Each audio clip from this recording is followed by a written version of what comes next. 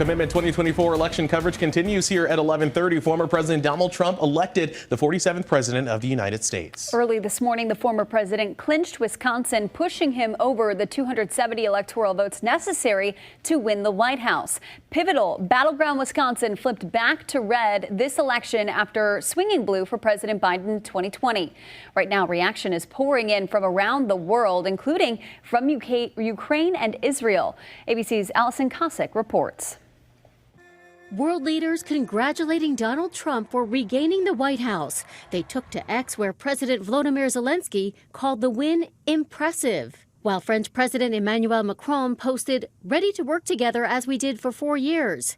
Canada's Prime Minister Justin Trudeau saying, "I know President Trump and I will work together to create more opportunity, prosperity, and security for both our nations."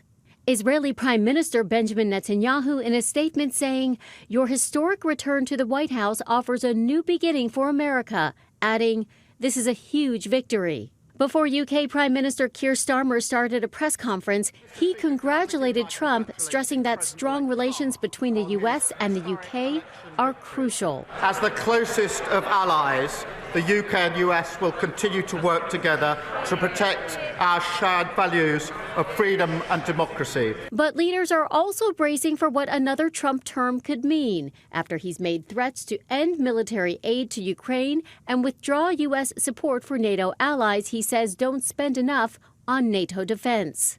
Trump has repeatedly said he'd end the war in Ukraine within 24 hours if he's reelected. The Kremlin's spokesperson saying he's not aware if Russian President Vladimir Putin plans to congratulate Trump, calling the U.S. an unfriendly country. And from the City of Love, its mayor writing on Instagram, "The election of Donald Trump means bad news for the world, democracies, Europe, climate, women, and Ukraine."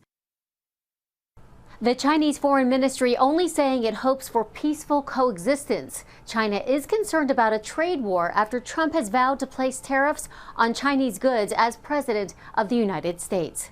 Allison Cossack, ABC News, New York. Within the hour, the Wisconsin GOP chairman Brian Schimming shared what he thought led Trump to victory here in Wisconsin last night. As many of you know, Wisconsin is was the most competitive of the 7 swing states, and we won a great victory last night for President Trump and Vice President-elect Vance. It was done a couple of ways: a great volunteer network across the state, across our 72 counties, worked with coalition groups, terrific staff that we have at the state party, fantastic field staff that we have, an excellent election integrity operation.